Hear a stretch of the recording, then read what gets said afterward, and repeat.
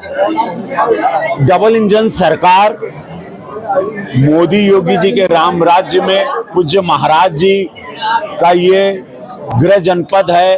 महाराज जी की आत्मा बसती है। महाराज जी ने अनगिनत आंदोलन किए। महाराज जी ने यहाँ बहुत कुछ झेला। बड़े महाराज जी से लेके दिग्विजयनाथ महाराज जी से लेके इसको कैसे गोरखपुर की रूपरेखा बदली है ये पूरा पूर्वांचल जानता है। और आज उसी के कतार में, उसी सक्सेस स्टोरी में आज हुंडई का इतना ऐतिहासिक, इतना बड़ा शोरूम खुला है। मैं पूज्य महाराज जी को, उत्तर प्रदेश सरकार को दिल से बधाई देता हूं कि माफिया, मच्छर, इंसेफ्लाइटिस को हटा के व्यापारियों को सुरक्षा, उनके जीवन को आगे बढ़ाने की व्यवस्थाएं, 5 स्टार होटल की कतार, हवाई जहाज की कतार, रेलवे ट्रेन की कतार और सड़कों के जाल के बाद हम और हमारे माननीय विधायक जी, हम लोगों ने इस हुंडई के ऐतिहासिक शोरूम का उद्घाटन किया। और मैं इनके मालिक को बहुत बधाई देता हूं और उम्मीद करता हूं, आज पहली गाड़ी की चाबी हमने दी, बिक्री शुरू हो गई। हुंडई एक ब्रांड है, एक अच्छा ब्रांड है। गोरखपुर में अनगिनत ब्रांड आ रहे हैं। सारे ब्रांड जो विश्व के हैं, विश्व स्तर के ब्रांड हैं, अब गोरखपुर में उसके शोरूम्स खुल रहे हैं क्योंकि यहाँ पर लोग बायर्स हो गए हैं। बायर मार्केट हो चुका है बहुत बड़ा। गोरखपुर अपने आप में आज एक नजीर पेश कर रहा है, राजधानी के तर्ज पर बन चुका है। तो आज हम लोगों को बड़ी खुशी है। मैं धन्यवाद अगेन पूज्य महाराज जी को दूंगा, देवतुल जनता को दूंगा कि उत्तर प्रदेश सरकार में, हमारी सरकार में और महाराज जी पे जो विश्वास किया, महाराज जी का वो रिजल्ट दिखाई दे रहा है। और उसी के चलते आज हम लोग इतने बड़े एक ऐतिहासिक शोरूम का उद्घाटन मोहद्दीपुर में करने आए हैं। लेकिन मच्छर रह गए अभी भी। मच्छरों चल रही हैं, जैसे विरोधी मच्छर भी हैं, वो विरोधी मच्छरों का भी जाने का समय आ गया है। जैसे कि आप लोग देख रहे हैं कि आज सबसे अपमानजनक कार्य किया गया है और बाबा साहेब आम्बेडकर को अपमानित करने का कार्य किया है, वो माननीय अखिलेश यादव जी ने किया कि पोस्टर में आधा चेहरा बाबा साहेब का और आधा चेहरा अपना। इससे बड़ा अपमान कोई नहीं हो सकता। बाबा साहेब देवतुल हैं। बाबा साहेब ने वो कार्य किया है जो पूरा इतिहास, पिछड़ा दलित समाज उनको भगवान के रूप में मानता है। जहां पर वो कांग्रेस उनको 52 के चुनाव में, 53 के चुनाव में हराई थी, उन्हीं के गोद में अखिलेश यादव जी बैठे हैं।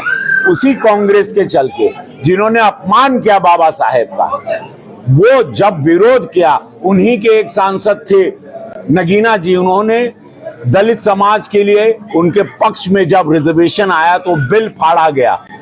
वही कांग्रेस में 2.5 घंटे से ज्यादा राजीव गांधी जी रिजर्वेशन के खिलाफ दलितों के बोले थे। और आज ये समय आ गया है कि अखिलेश जी अपना चेहरा बाबा साहेब के साथ जोड़ रहे हैं। दलित समाज का सबसे बड़ा अपमान हुआ है। बीजेपी इसके साथ हम लोग आंदोलन करेंगे।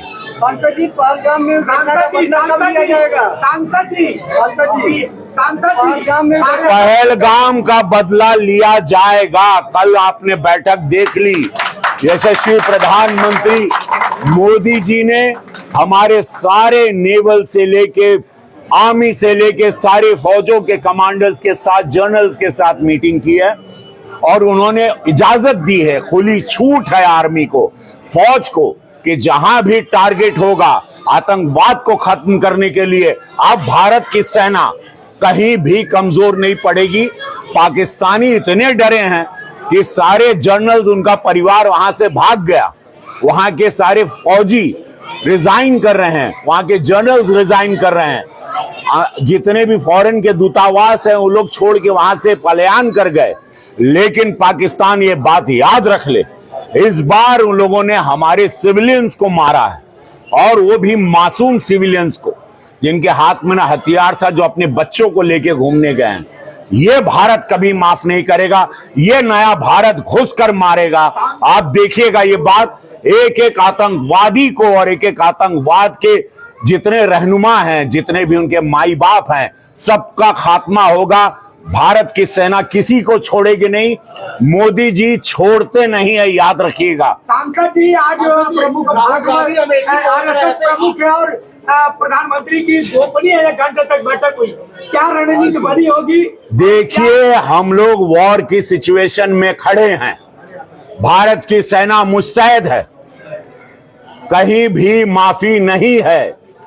अति से अति कर दिया है लोगों ने, और इस बार प्रधानमंत्री मोदी जी, भारत की सेना जरूर जवाब देगी।